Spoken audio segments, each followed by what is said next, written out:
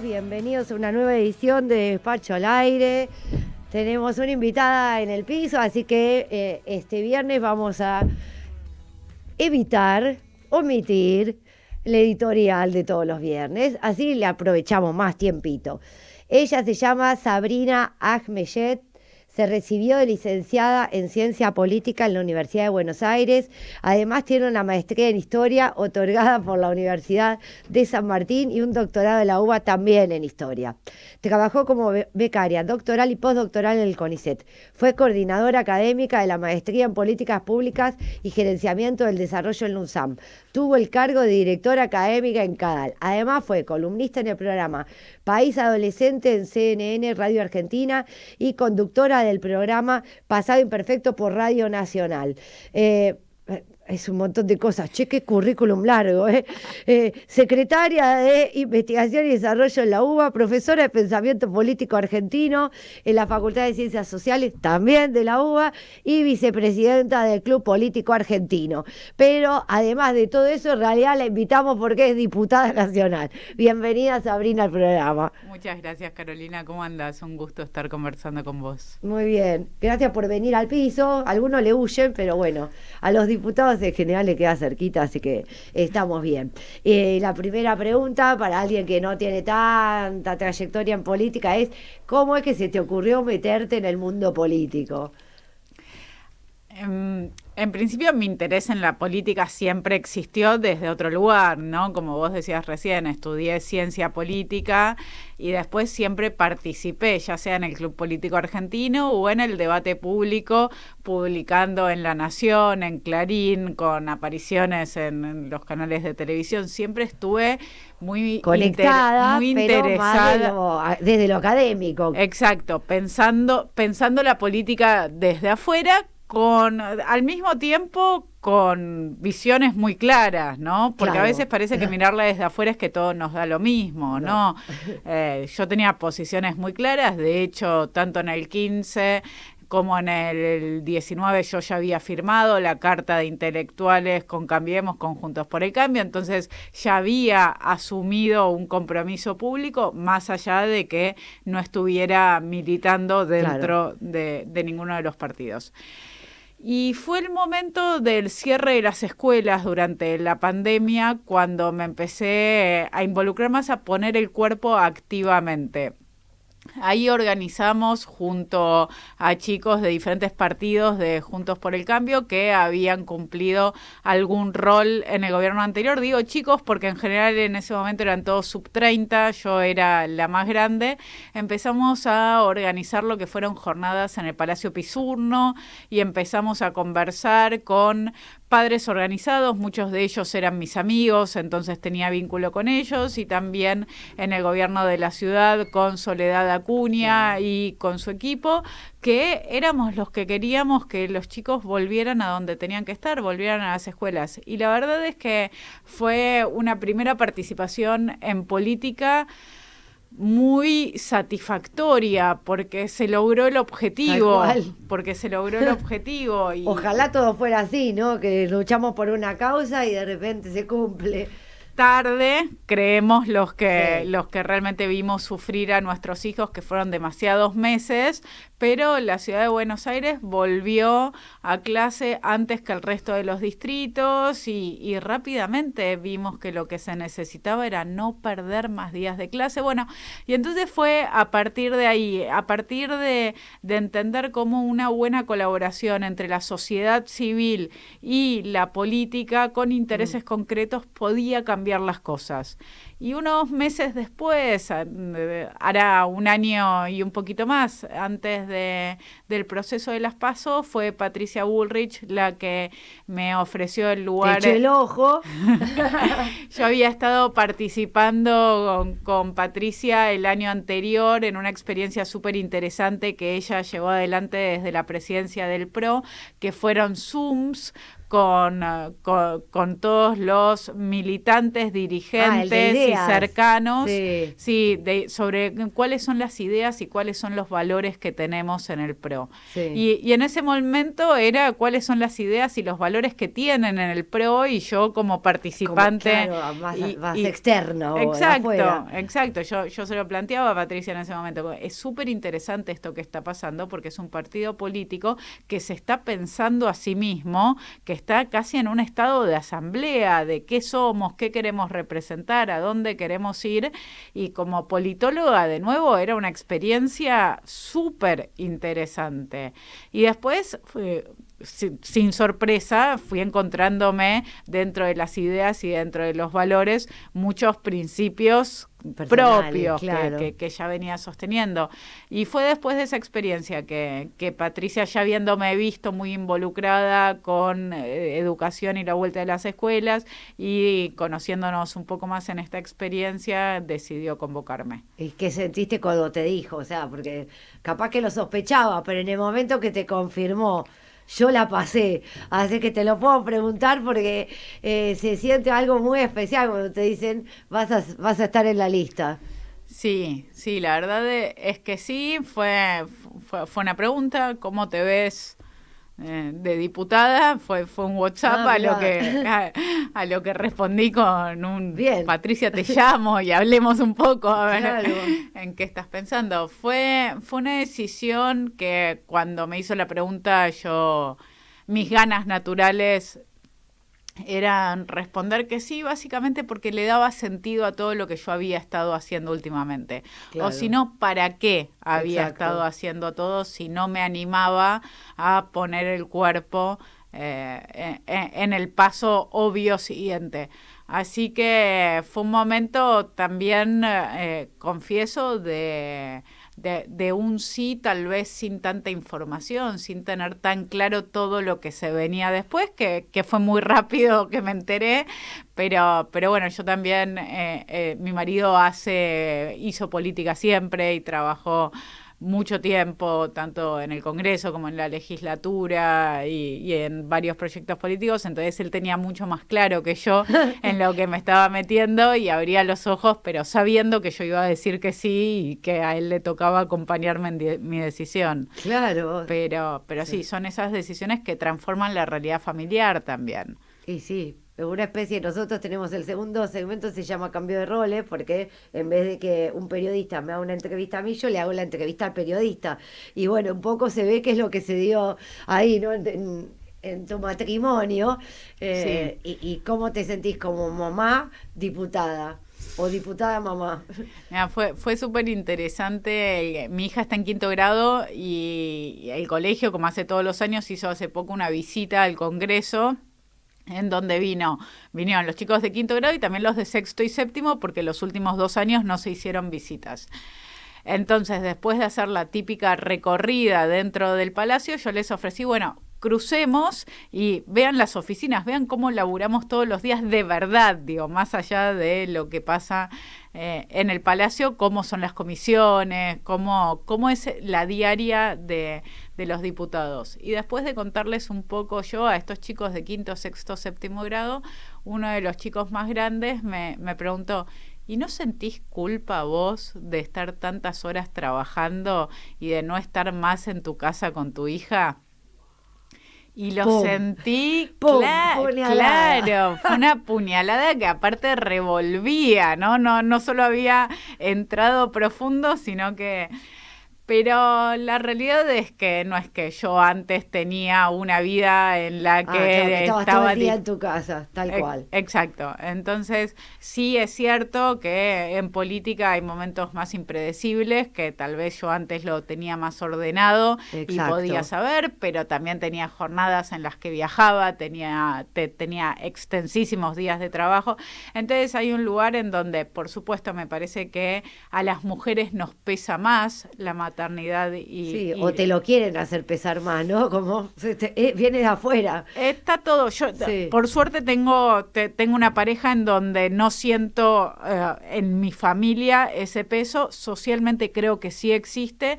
Y también problematizo, creo que nosotras todavía nos sentimos responsables. Que aunque estemos trabajando 18 horas por día, creemos que somos nosotras las que tenemos que contestar en el chat de mamis. Creemos que somos nosotras las que tenemos que saber bien cuándo es la prueba y creemos que somos nosotras las que nos tenemos que sentar a estudiar con nuestros chicos. Aun cuando nuestras parejas lo hagan y lo hagan en la misma medida, me parece que hay algo nuestro que nosotras tenemos que dejar de ser tan exigentes, como que yo había leído un artículo hace un tiempo súper interesante que hablaba sobre cómo los hombres, si son un 10 en el trabajo, pueden ser un 6, un 7 con la familia. Y está todo bien con la familia, con la sociedad, con todo. Pero en cambio nosotras necesitamos ser un 10 en todas partes. Y es un montón. Es un montón. Es un montón. Bueno, hablamos un ratito de la diputada mamá. Ahora hablemos de la diputada docente. Por ejemplo, tus alumnos te preguntan, no sé, cómo es ser diputada. O sea, ¿quieren saber algo de la cocina del Congreso? Este año fue el primer año que yo volví a dar clases presenciales en la universidad. Yo doy clases en la Universidad de San Martín y en la UBA. El primer cuatrimestre en la Universidad de San Martín. Entonces la experiencia presencial siendo diputada que tengo es esa. Y la verdad es que me llamó muchísimo la atención en una universidad que no es especialmente cambiemita, más bien diría lo opuesto, contrario. Lo opuesto. Que no fue un tema con los alumnos. Realmente no fue un tema. Yo di mis clases de historia contemporánea y alguno de ellos después me contactó por Instagram me encanta lo que haces, te sigo en el Congreso. Claro. No es que, al mismo tiempo, no es que no sabían quién era yo. Tal cual, sabían, pero en el aula yo era la docente que venía a enseñarles la materia que ellos tenían que cursar, aprender y aprobar. Entonces, en ese sentido, me parece que se dio algo súper virtuoso porque, claro. Porque es mi rol ahí. Exacto. Qué bueno. Bueno, vamos a hablar un poquito de política. Dale. ¿Qué de la coyuntura te preocupa más? ¿La economía? ¿Cómo está la educación? Que puedo intuir que puede ir por ahí, pero corramos lo de la educación de lado, que fue, digamos, gran parte de tu razón para estar acá. ¿Qué es lo que te preocupa más en el campo político?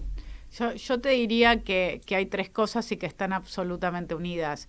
En principio, la inflación, como a todos que sufrimos una realidad casi desconocida en la historia previa de la Argentina, que es personas con trabajo y con buenos trabajos hoy son pobres. Sí. Nunca pasó. Y claro, antes el pobre era el que necesitaba conseguir un trabajo para dejar de ser pobre. Hoy estamos en una situación en la que las personas están trabajando y la relación entre lo que son los sueldos y lo que cuestan las cosas es un disparate, es absolutamente desequilibrada. Y eso tiene que ver centralmente con el aumento de precios constante. Entonces, que haya tantos argentinos con tanta angustia por no saber cómo pueden darle de comer a sus hijos todos los días del mes, me parece que no hay problema más grande que ese. En segundo lugar, ahí sí te pondría tal vez al mismo nivel el tema de la inseguridad, que cada vez lo sentimos más de cerca, porque siempre con las crisis económicas se agrava, y el de la educación, que para mí es una proyección a mediano y largo plazo. Yo estoy especialmente preocupada hoy por la educación, por la catástrofe educativa de los últimos años, claro. Por la responsabilidad que el gobierno, que el oficialismo tuvo con sus decisiones Exacto. Sobre el futuro de los chicos, pero también porque entiendo que la educación es una salida. Entonces me parece que la educación siempre está dentro de mis preocupaciones, porque entiendo que es mediante el aprendizaje, mediante el esfuerzo, que esos chicos van a tener un futuro. Y te diría que la tercera, pero que engloba todas estas cuestiones, es el dolor que me provoca que tantos jóvenes estén eligiendo irse del país, estén pensando en irse del país o estén pensando en, yo no tengo las posibilidades de irme del país, pero me gustaría tenerlas. Eso me duele mucho, porque a mí me parece fantástico que cada joven haga su vida donde quiera hacerla, pero donde quiera hacerla significa también que tenga la posibilidad de un país propio que no lo expulse. Claro. Y hoy estamos expulsando a nuestros jóvenes. Sí, lamentable. Bueno, elegiste muy buenos puntos. Te voy a llevar al campo de, a ver, la libertad de expresión. ¿Qué pensaste cuando Vila le cortó, digamos, la posibilidad de exhibir ese informe a Viviana Canosa, que supongo que todos mis oyentes estarán al tanto, pero si querés decir algún detalle más en tu respuesta, avanti. Sí, en principio hubo en el último tiempo varios atropellos a la libertad de expresión. Estoy pensando, por ejemplo, cuando a Silvia Mercado, la vocera Gabriela Cerruti, le dijo que esas no son preguntas para hacer. Sí. ¿Y por qué traigo en primer lugar esta cuestión? Porque fue el gobierno el que en ese momento le cayó la boca a un periodista. Sí. Lo que le pasó a Viviana Canosa, por supuesto que también es muy grave y por supuesto que también hay que entenderlo como un atropello a la libertad de expresión. Claro, pero es de un privado. Pero quiero sí. Exacto, pero quiero diferenciar, digo, condenándolo al mismo tiempo lo que hizo el canal, Mira, porque realmente no dejar hablar a una periodista que tiene su espacio simplemente porque va a hablar mal de alguien es atentar contra la libertad de expresión. Y en ese sentido, mi absoluta solidaridad con Canosa. Yo le mandé un mensaje a ella, le pregunté si quería venir a la Comisión de Libertad de Expresión a expresarse y a poder contar mejor cuál era la situación. Pero al mismo tiempo yo quiero poner el foco en lo que hace el gobierno, en lo que hace el Estado. Que es aún más grave. Que es aún más grave, porque después también existe la libertad de empresa y entonces también me parece que es la libertad de empresa, la libertad de línea editorial y de ningún modo estoy haciendo una defensa de lo que hizo Vila porque lo condeno absolutamente, pero me parece que cada situación tiene que ser leída dentro de su contexto. Vila salió con una justificación como diciendo, bueno, que la línea editorial, y dentro de lo privado, más allá de que enfatizás que es condenable, está ese pequeño, no sé, esa pequeña luz que tienen, pero en lo oficial, no. Las dos situaciones son condenables. Nosotros no podemos tolerar que en el gobierno suceda. Me parece que es eso. La relación entre privados, bueno, entonces lo que podemos hacer es expresar nuestro repudio, expresar nuestra solidaridad con la periodista. Nos podemos meter desde ese lugar, pero no podemos permitir que una vocera presidencial o que ningún funcionario público le cercene la libertad a un periodista de preguntar. Y también es muy interesante, y la semana que viene voy a tener una reunión con los periodistas de FOPEA que también ellos están ahora iniciando un staff de legal y metiéndose en la defensa de la libertad de los periodistas de una forma que no necesitaron hacer hace años. Entonces eso también es complicado, porque lo que vemos es un retroceso en la libertad de expresión y eso siempre es una alarma muy, muy fuerte porque habla de nuestra calidad democrática. Exacto, sí, justamente el lunes tuve un evento muy lindo en la legislatura que Micaela, vos la conocés, Hierro Dori, presentó su libro de Memoria y Cultura por la Democracia en Cuba y me dio mucha alegría cuando le ofrecí la posibilidad de declarárselo de interés. Me dijo, sí, pero yo ya tengo a alguien que me lo declaró en el Congreso. Digo, bueno, pero te lo estoy diciendo en la legislatura, está bien que es más chiquitito, pero es un reconocimiento válido. Y me dijo, sí, porque Sabrina, y estaba toda chocha, y digo, qué bueno, después le voy a contar a Sabrina, ahora se dio por esto que mencionaste de decírtelo al aire, así que si querés aprovechar para decir algún comentario. Sí, bueno, Micaela lo que hizo fue un libro súper interesante. alrededor sobre Cuba y alrededor de las diferentes experiencias que se dieron en Cuba de voces independientes, de voces en contra de la dictadura. Yo tengo un sabor agridulce ahí, te voy a confesar, porque si bien pudimos presentar el proyecto de declaración de interés del libro de Micaela en el Congreso, yo también intenté que ella lo pudiera presentar en el Congreso. Y no pudiste. Y en principio me dieron un lugar y después cuando vieron cuál era el tema de la charla, se transformó en una misión absolutamente imposible conseguir siquiera una sala chiquitita para poder hacerlo.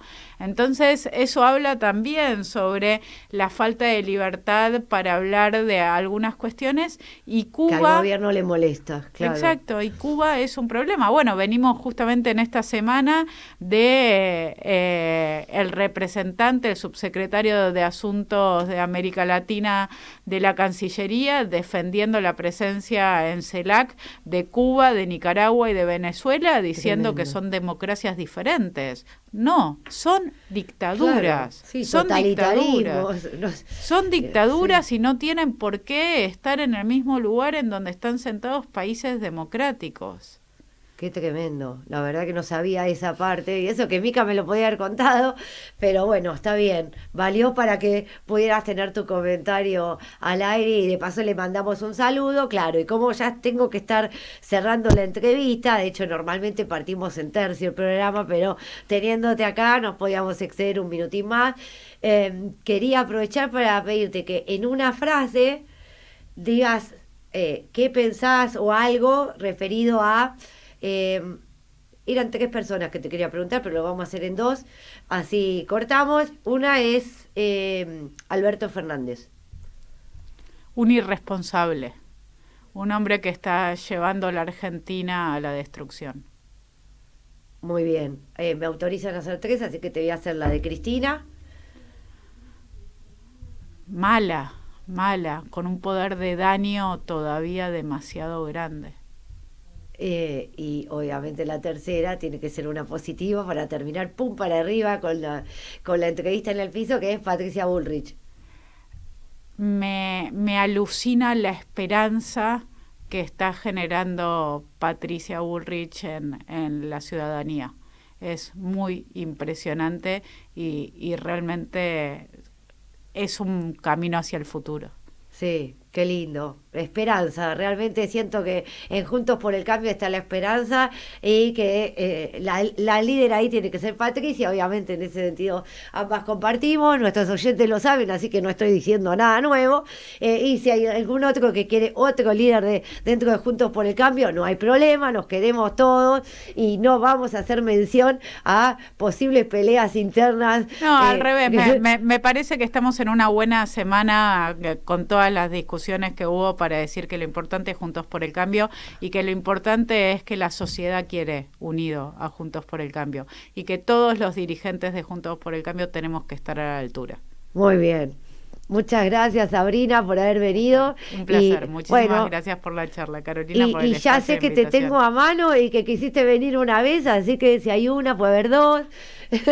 A disposición. Sí, veremos cuando hay algún tema de educación candente, te vuelvo a llamar o vos teneme presente para decirme, che, tenemos que salir con esto y bárbaro, a disposición. Bárbaro. Muchas gracias. Bueno.